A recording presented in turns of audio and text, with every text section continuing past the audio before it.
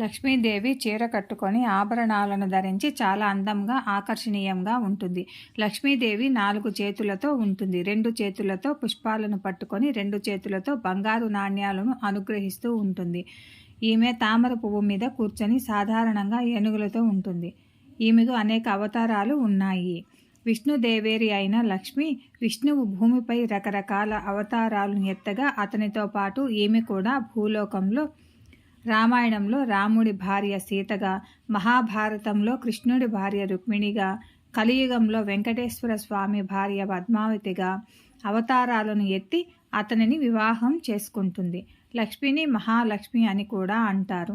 ప్రతి సంవత్సరం శ్రావణ మాసం 2వ శుక్రవారం వరలక్ష్మి వ్రతాన్ని పాటించి లక్ష్మీదేవి ప్రత్యేక ఆరాధనలు చేస్తారు. దీపావళి సందర్భంగా, నవరాత్రి సందర్భంగా కూడా లక్ష్మీ పూజలు జరుపుకుంటారు. శ్రీ అనే పదం సిరి పదానికి సమానం, అనగా సంపద, ఐశ్వర్యానికి దేవత. మానవాళికి 8 రకాల లక్ష్యాలు అవసరం. అందుకే ఆ లక్ష్యాలు అష్టలక్ష్ములుగా అవతరించాయి. లక్ష్మి అనగా లక్ష్యానికి దారి తీసే దేవత.